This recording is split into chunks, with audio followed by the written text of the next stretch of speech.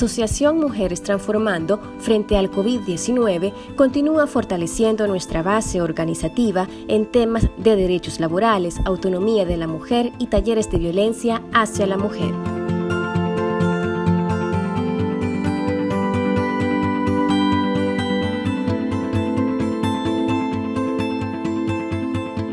Buenos días, compañeras, deseo que se encuentren muy bien.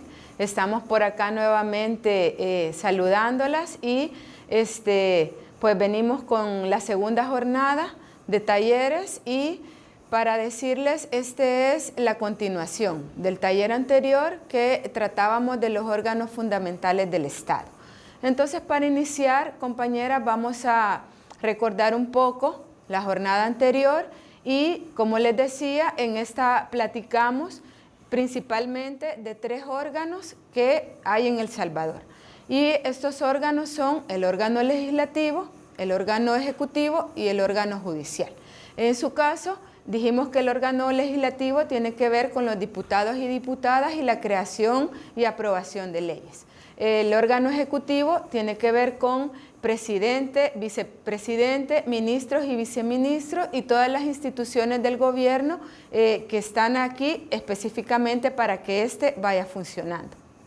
Y el órgano judicial tiene que ver con los tribunales o juzgados, los jueces y Ministerio Público en este caso, y también las salas de la Corte Suprema de Justicia. Específicamente dentro de estas vimos la Sala de lo Constitucional, que es la que ha tenido, digamos, como más protagonismo durante la cuarentena. Bueno, entonces para recordarles también que dejamos una tarea, que eran 7 preguntas, algunas ya me las enviaron, otras todavía no. Entonces, a las que todavía no la han enviado, por favor les pido que se pongan las pilas en esto y pues aquí las estoy esperando, ¿verdad? Para ver si entendieron de lo que hablamos en la jornada anterior, si hay alguna duda y cómo vamos a seguir en este caso. Entonces, ya entrando directamente a este tema, hoy específicamente vamos a hablar, como dije, de las funciones de los ministerios, viceministerios e instituciones oficiales autónomas. Pero creo que para este caso, o el que nos ocupa, vamos a hablar específicamente de 2 ministerios que han tenido un papel bien importante durante esta pandemia. Y estos son Ministerio de Educación y Ministerio de Salud. Principalmente vamos a hablar del Ministerio de Educación, y vamos a decir que vamos a estudiar, como lo hicimos anteriormente, desde las atribuciones que la Constitución de la República les da.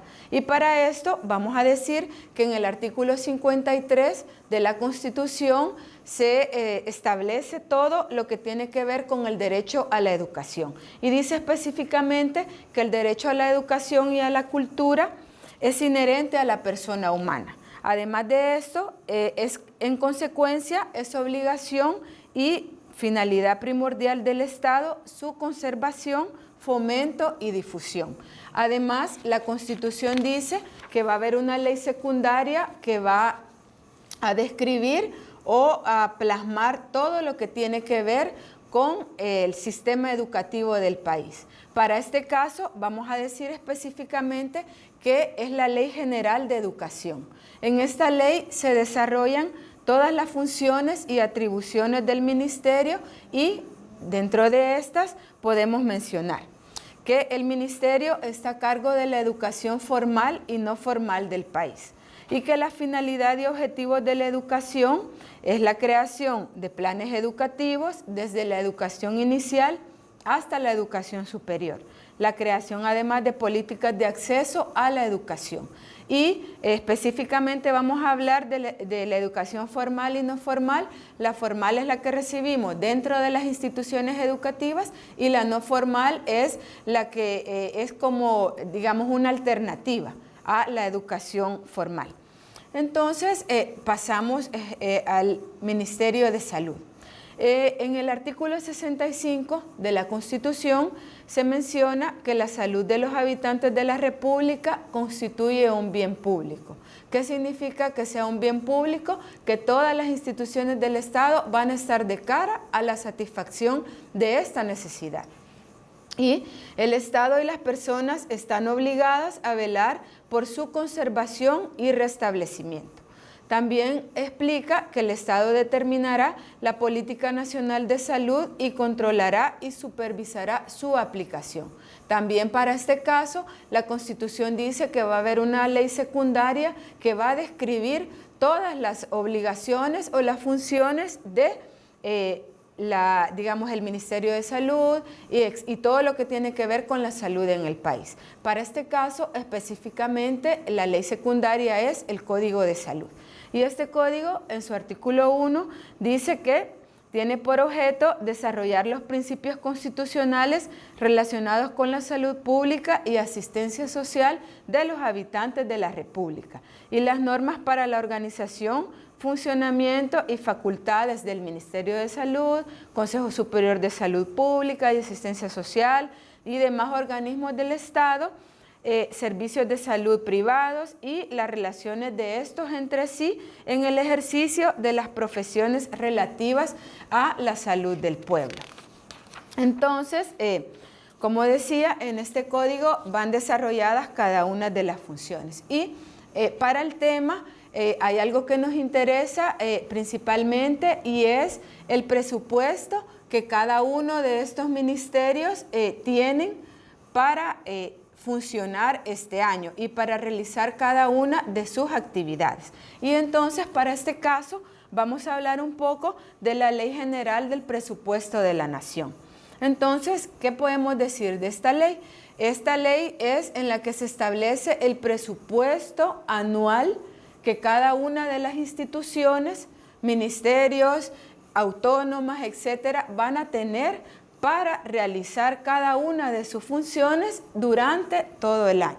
Y específicamente vamos a ver el presupuesto del año 2020 que ha sido aprobado para las funciones del Ministerio de Salud y el Ministerio de Educación. Y entonces decimos principalmente o primeramente decimos que para el año 2020 el presupuesto general, es decir, para todas las funciones de las instituciones es de $6.426.000. Y algunos objetivos estratégicos que se trazaron para este presupuesto son el de garantizar el acceso a los servicios de salud y educación. Además, dinamizar la economía nacional y garantizar el cumplimiento de las obligaciones y compromisos del Estado salvadoreño. Las apuestas estratégicas de este presupuesto son varias, pero vamos a mencionar solamente dos que creo que son las que nos competen para este taller. Y decimos que el presupuesto para este año del ramo de educación se eleva a $1.039.000, de los cuales $28.7 millones serán destinados a la reconstrucción y mejoramiento de escuelas a nivel nacional. Y en el ramo de salud, en su totalidad, el presupuesto asignado para este año es de $755.000 millones, de los cuales se destinan recursos por $85 millones para el abastecimiento de medicamentos e insumos médicos para la red de hospitales y unidades de salud. También se incorporan 1.209 plazas para reivindicar laboralmente a internos y a estudiantes en servicio social, quienes anteriormente no contaban con ningún tipo de remuneración, sino que todo lo hacían ad honorem. Entonces, con estos datos podemos decir que estos dos ministerios iban a funcionar durante todo el año, pero específicamente estas cantidades fueron establecidas antes de la pandemia. Entonces, podemos decir que la pandemia del COVID-19 vino a cambiar toda la situación en el país. Y además viene a cambiar la situación de la población, del sistema de salud y de la educación en general, ya que nos manda a un confinamiento preventivo. Los estudiantes, en su caso, tienen que realizar sus actividades desde casa. sin tomar en cuenta la situación económica de los hogares en cuanto al acceso a la tecnología y también al Internet.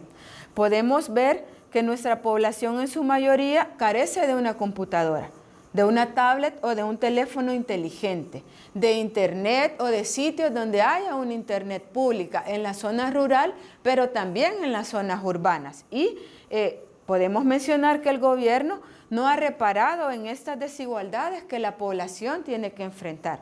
Ustedes, compañeras, también las han enfrentado, porque sé que muchas de ustedes nos han comunicado que a veces sus hijos han tenido que estar subidos en un árbol para alcanzar la señal de Internet para poder recibir una clase, para poder recibir, digamos, un examen. Esto es una situación que, como les decía, ninguna institución del gobierno, mucho menos el Ministerio de Educación, ha reparado y ha dicho, sí, pues sí, que haya, digamos, clases en línea, que se reciban, digamos, los exámenes, etcétera, o las actividades por medio de Zoom, pero le han preguntado a la población si tiene, digamos, los elementos necesarios para poder tener acceso a esto. Esto no ha sido. Les dejo ese dato, compañeras, porque esto es muy importante y muestra una de las tantas desigualdades que como población se tienen durante esta pandemia. También podemos hablar en el tema de salud. Si bien es cierto, ha habido una cobertura en cuanto a la pandemia, podemos también observar que se han dejado de lado otras enfermedades por las que la población necesitaba consultas médicas y medicamentos, porque todas las unidades de salud, Fosalud, hospitales públicos están en teoría de cara al COVID, pero ante esta situación podemos tomar en cuenta que la respuesta para el COVID tampoco ha sido 100% eficaz o efectiva. Ustedes mismas han visto en las noticias que han habido muchos casos en los que a las personas no se les ha logrado atender porque han llegado a los hospitales y no han habido camas, no han habido ventiladores, no han habido insumos con los cuales se les puede atender. Entonces, efectivamente, no podemos decir que el Estado ha volcado todo su dinero, todos sus recursos para atender ni siquiera la pandemia del COVID, como lo ha estado diciendo, ¿verdad? Entonces, podemos tomar en cuenta que la pandemia también ha generado una situación que ha desbordado cada una de las instituciones y el trato que éstas han dado a las personas, al personal médico que ha estado en primera línea, porque a estas personas les han tenido que brindar insumos para que puedan, digamos, atender a las personas que llegan enfermas de COVID. Y no ha sido tampoco efectivamente atendida esta parte, porque ¿cuántos médicos y médicas han muerto en este país durante la pandemia? ¿Verdad que nosotras podemos decir que estas personas viven de una manera distinta, tienen otros cuidados, tienen otras medidas, pero también a ellos les ha llegado la muerte? ¿Por qué? Porque no se les han brindado las herramientas necesarias para combatir o para enfrentar esta pandemia. Entonces, vamos a pasar a un punto que es bien importante. Y este punto es que el Estado, durante la pandemia, hizo compras de insumos para abastecer a las personas que estaban en primera línea en la atención al COVID. Esto se tuvo que haber establecido o se tuvo que haber, digamos, verificado con una ley. Y esta ley es la Ley de Adquisiciones y Contrataciones de la Administración Pública.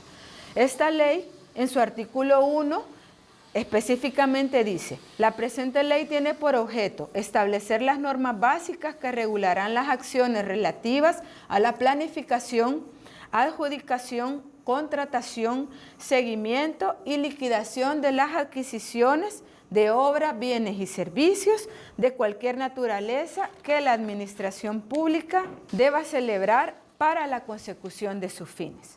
Entonces, en este caso, esta ley también menciona que para las adquisiciones y contrataciones de la administración pública se tienen que regir por principios y valores tales como la no discriminación, la publicidad, la libre competencia, la igualdad, la ética, la transparencia, la imparcialidad, la probidad, la centralización normativa y descentralización operativa, tal como están definidos en la Ley de Ética Gubernamental.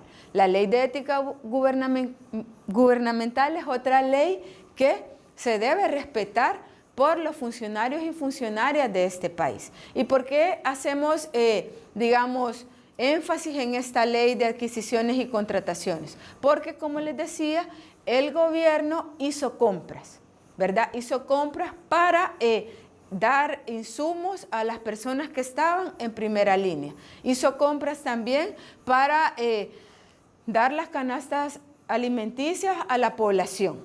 Y otras compras que, por las noticias nos hemos enterado. Entonces, esta ley de adquisiciones regula el procedimiento a seguir en el caso de compras, contratos, licitaciones y demás que deben respetar las instituciones del Estado, en su artículo 29.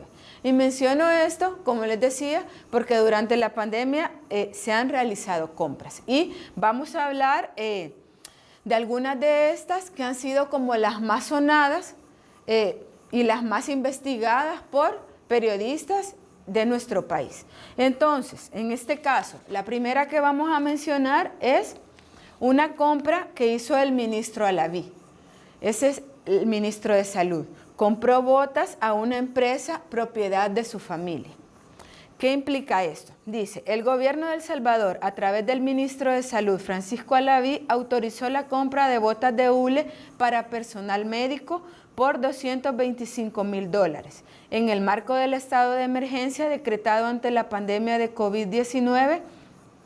Y dice, la orden de compra para la transacción muestra que la adquisición se hizo a una empresa propiedad de una tía política del ministro Alaví, que además esta empresa no se dedica a vender insumos médicos, sino lo que vende y ha vendido durante años son repuestos para vehículos.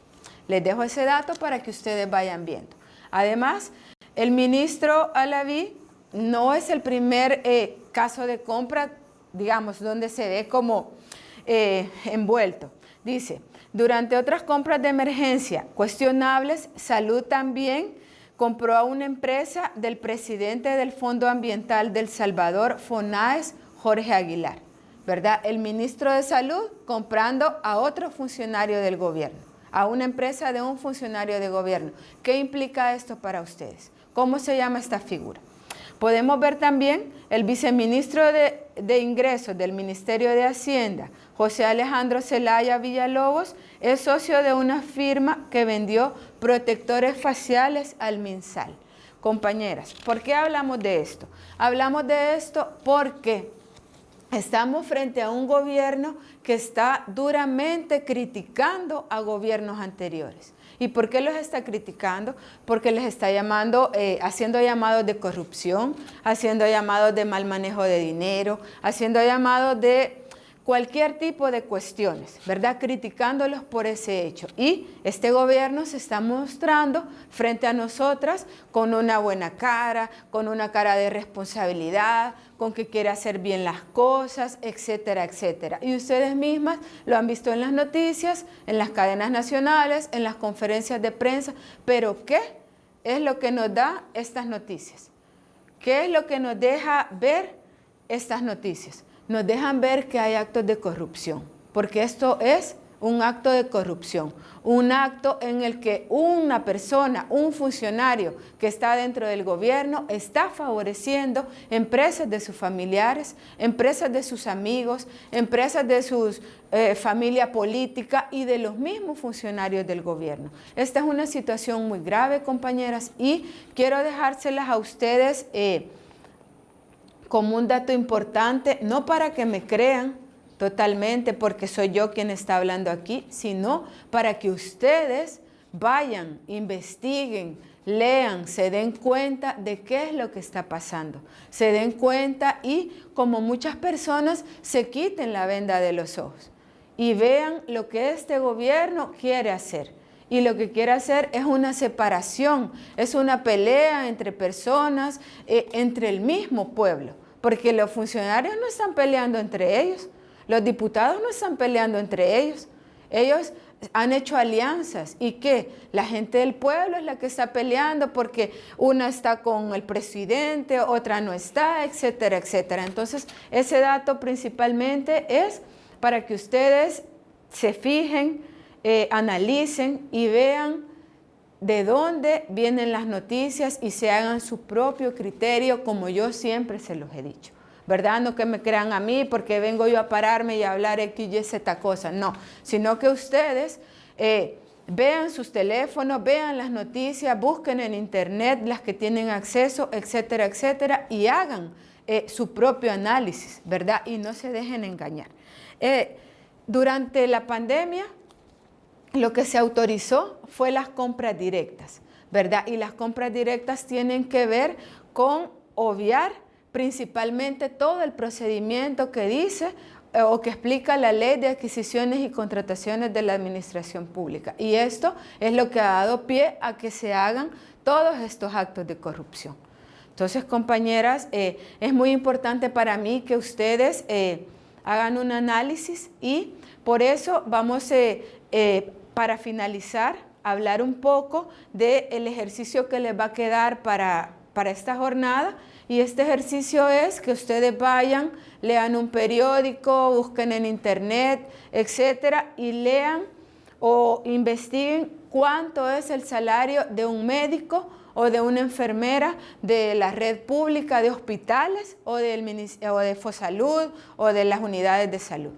Y lo comparemos con la cantidad del presupuesto que se le ha sido aprobado al Ministerio de Salud, ¿verdad? Entonces ahí vamos a hacer como el enlace de esta parte. Otra cosa también es que investiguemos o que nos demos cuenta qué es lo que ha hecho el Ministerio de Educación con los alimentos que se les daban a los alumnos cuando asistían a las escuelas. ¿Dónde están esos alimentos? ¿Se les han repartido a la gente? ¿Están guardados en algún lugar? ¿Van a quedar ahí vencidos porque para el otro año no van a funcionar? ¿Qué se va a hacer? ¿Verdad? Eso es otra cosa. Y también una pregunta bien importante que nos tenemos que hacer es si uno de los objetivos del presupuesto general de la nación es generar que la economía nacional vaya creciendo, ¿por qué el gobierno de El Salvador los alimentos que ha dado en la canasta básica no los ha comprado a los productores de acá de El Salvador, sino que los ha traído de otro país? Esa es una pregunta bien importante porque nosotras sabemos en qué situación están los productores, están las personas que venden insumos alimenticios, etcétera, ¿verdad? Y por último, y por eso no menos importante, es que veamos las vallas que hay en nuestros municipios de las obras que se están realizando. ¿Cuánto dinero la municipalidad está destinando para realizar esas obras? ¿Y cuánto la municipalidad está invirtiendo en las personas que viven dentro de sus municipios? En tenerlas con bienestar, en darles los servicios necesarios, etcétera. Entonces, compañeras, espero que respondan todo esto, hagan un análisis bien fuerte sobre esta situación y, cuando ya tengan la respuesta, ustedes saben, como la vez anterior, envíen a mi WhatsApp una fotito de donde ustedes hayan anotado y ahí pues vamos a estarnos comunicando, nos vamos a estar viendo en otro taller y cualquier duda, cualquier pregunta, cualquier cosa que surja después de esto, espero sus comentarios. Que tengan buen día y muchas gracias.